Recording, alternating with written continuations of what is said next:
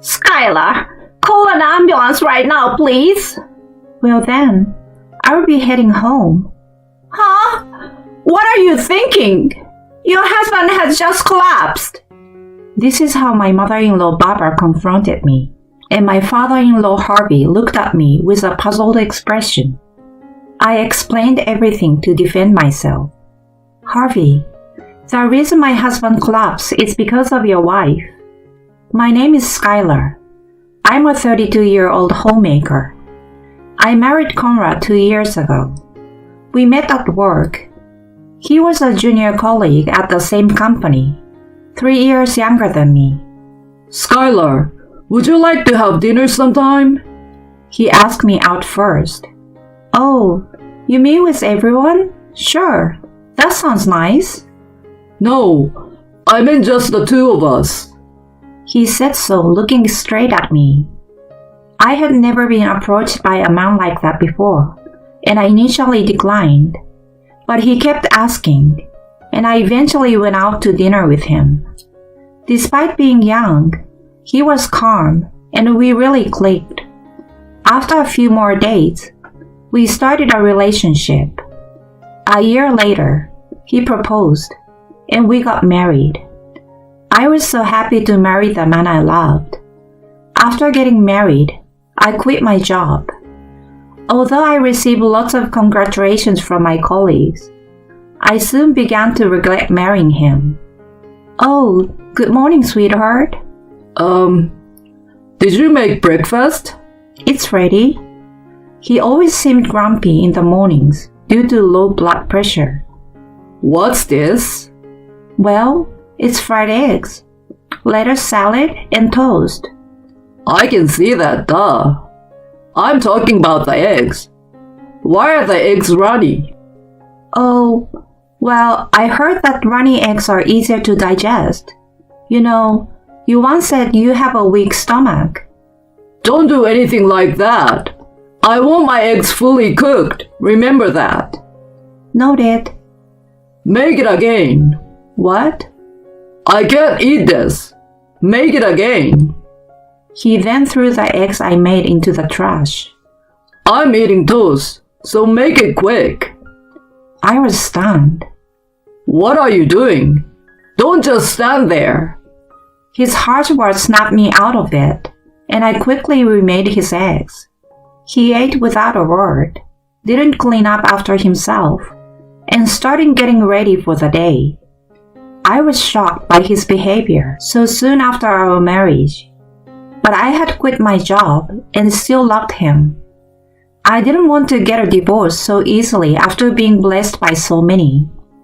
I thought he was just not a morning person. That's what I told myself, and decided to see how things went. In the evenings, he was different. Not grumpy like in the mornings. Oh, fried chicken tonight. Nice. It will be ready in a bit. I've also chilled some beer for you. Great. I will shower first. He was kind and cheerful, just like when we were dating. Dinner was enjoyable, and we had lively conversations. I was relieved, thinking he was just not a morning person. I was careful with breakfast, avoiding anything that upset him, and noting down his preferences to avoid repeats. Gradually, I got used to managing his moods and our distance in the mornings, and became perfect at managing our household. He seemed satisfied with our daily life. He was very kind in the evenings and on his days off, and we shared some quality time together. We were living a happy newlywed life, but it didn't last long. What? A transfer? Yeah, it's still in the city. I see. But the commute will be tough, so let's move. We are renting now. Let's move to a condo near my office. Well, I guess we could do that.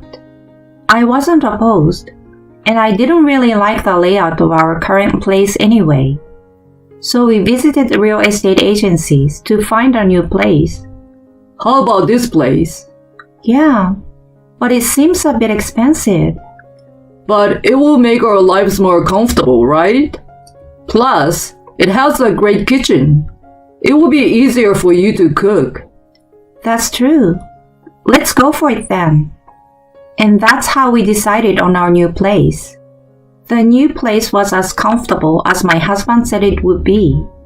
The new kitchen was super easy to use and made cooking a lot of fun.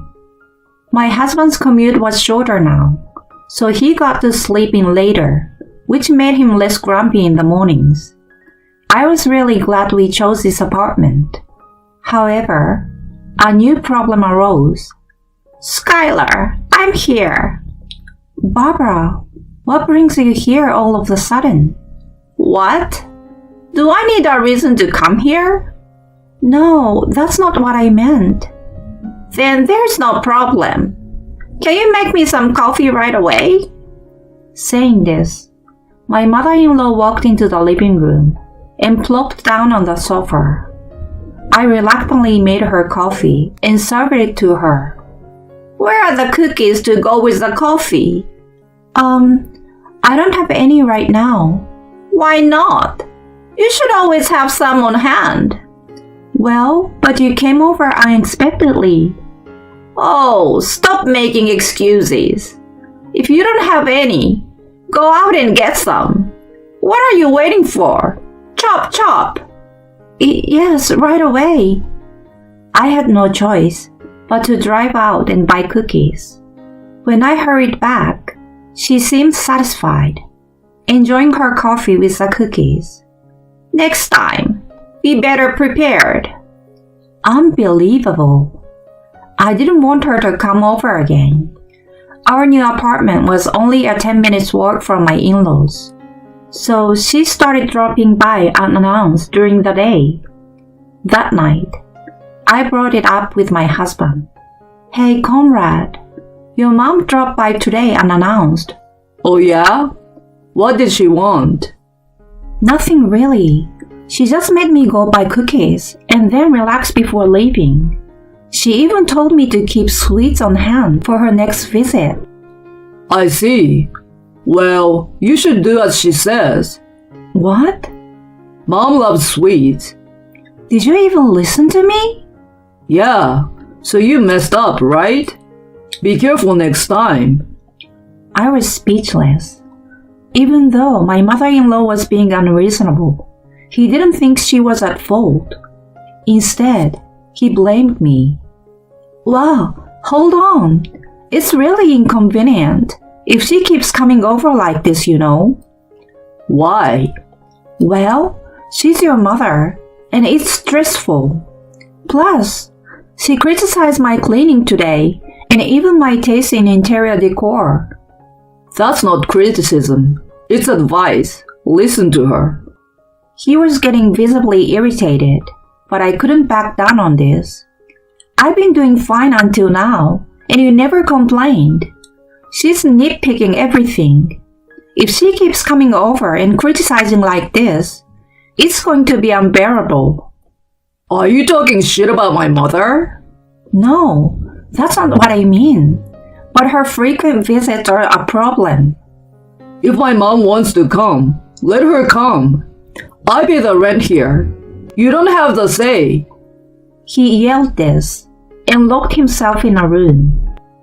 I was just trying to discuss his mother, but now even he was against me. I was feeling very anxious about our future. And the next day, she came over again. So, Skylar, I heard you upset my son. You're such a terrible daughter-in-law. He cares about me much more than you do. You're awful for making it sound like I'm the bad one. Now will you make me some coffee? She said this with a triumphant look, turned on the TV, and lay on the sofa. Then, I cooked her lunch, cleaned, and did laundry while she nagged me incessantly. You're such a useless daughter-in-law, and you call yourself a woman? You're so incompetent. She kept berating me. She even started staying over for dinner often, criticizing everything about me to Conrad. He began saying terrible things like, Maybe it was a mistake to marry you. He started treating me terribly because of his mother, becoming as grumpy as he used to be in the mornings. Those days continued, and I reached my limit. As a housewife, would I just be scorned and treated like a slave by them both? It was around that time when a friend suddenly sent me a photo. "Isn't this your husband?" I was shocked when I saw the photo. In broad daylight, my husband was walking arm in arm with an unknown woman. No way. Normally, a man wouldn't walk arm in arm with a woman other than his wife. This had to mean he was having an affair. I immediately hired a detective agency to investigate, and evidence of my husband's infidelity quickly accumulated. Unbelievable. He berated me so much, yet he was the one having an affair. I was determined to make him pay and started preparing for a divorce. First, I needed to secure a job to support myself after the divorce. I started going to job interviews at various companies during weekdays, and eventually, I landed a new job. I also found an apartment for myself and arranged to move out soon. In the midst of all this, my unsuspecting husband announced, My mom's birthday is coming up, so we are having a dinner party at her place. I didn't want to go, but I thought this might be my last interaction with my in-laws. I decided it was better to quietly attend than to refuse and deal with my husband's anger. That weekend, Conrad and I went to his parents' house. Harvey, my father-in-law, greeted me warmly. It's been a while, Skylar. Hi, it's so great to see you again. He was the only reasonable person in my husband's family, but he often traveled for work and wasn't home much, so I rarely saw him except on occasions like this. I prepared a lot of delicious food today. Barbara said this as she laid out a feast on the dining table. Honey, this is amazing. You are suddenly outdone yourself. The men were impressed, and Barbara looked proud. If you only saw this scene, you'd think we were a happy family. But knowing my husband and Barbara's true nature, I couldn't help but feel uneasy. I watched the food she prepared very carefully. She served it on large platters, and everything on the dining table seemed untouched. I waited until the men started eating before I touched any food. The food was delicious and seemed fine. I thought maybe this would end without incident. But then, my husband and Barbara started whispering in the kitchen. They had mentioned preparing cake and tea. Maybe they were planning something. I observed them even more closely. Then, I saw her put some powdery substance into one of the teacups. What could that be? It was undoubtedly intended for me. They were smirking. I wondered how I could get out of this situation. They started serving the tea and cake at the table. Then Barbara left to call her husband. That's when I got an idea. I made a phone call to a specific person. Conrad looked at his phone, which was in his pocket, and said, I need to take this. Work call. Before stepping away. I quickly switched my tea with his. He returned with a puzzled look. What's wrong? That was a quick work call. Oh yeah, just a quick check. He tried to play it off, but he didn't know that the call was from me. I had changed the name and icon of my app to his mistress' name and picture. He thought the call was from her. It was just a temporary ruse to get him away from the table, and it worked. Soon after, my in-laws came back to celebrate Barbara's birthday with cake. The cake seems untampered with, so I ate it. I pretended everything was normal and sipped my tea slowly. My husband and mother-in-law watched me with smirks, probably expecting something to happen soon. But after a few minutes, the unexpected happened to my husband. It hurts. He suddenly collapsed, clutching his stomach. What's wrong, Conrad? What's happening? Conrad, are you okay? They were both shocked. My husband, in a faint voice, murmured. Why me? Barbara, rushing to my husband, turned to me and said, Skylar, call an ambulance right now. I was astounded at her audacity after she had set something up herself. Well then, I would be heading home. What? What are you thinking? Your husband had just collapsed. She confronted me like that. Harvey looked puzzled, said, I will call an ambulance. He hurried to call, and then turned to me asking, Why would you say something like that? He's your husband. Are you going to abandon him? Exactly. You heartless woman. The worst daughter-in-law ever. She took advantage of her husband's accusation to berate me even more. I explained everything to defend myself. Harvey, the reason my husband collapsed is because of your wife. What? He was shocked. Barbara, looking flustered, said, What are you talking about? I ignored her reaction and continued explaining to Harvey. I saw her putting some powdery substance into one of the teacups. The cup was then placed in front of me. I had a bad feeling, so I switched it with my husband's cup. Then, he collapsed like this. Barbara, did you put a large amount of laxative in it? She looked shocked as I said this. Harvey glared at her and demanded an answer. Is that true? Why would I do something like that? She's lying. Then let's call the police and have them investigate. The police? Yes. Intentionally administering a laxative can be considered assault. It's a serious matter that could involve the police. I didn't know that. She inadvertently slipped up. Harvey and I didn't miss her admission. You just admitted to putting the laxative in. Why would you do such a thing? Well, Harvey, your wife and son have been bullying me terribly. What? I have recordings of some recent incidents on my voice recorder. Please listen to them later.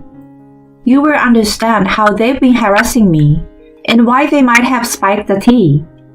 He sighed in disbelief. She then turned her anger on me. How did you manage to switch the cups? My son was supposed to be watching. That was easy. I called him, pretending to be his mistress. What? My son is having an affair? She clearly didn't know. Harvey was speechless. I have pictures as evidence. I planned to divorce him after today's meal, but I didn't know you two were planning something so awful. I'm glad I was cautious. Don't worry. I will make sure you both face the consequences. I left their house, hearing Harvey's angry voice at Barbara.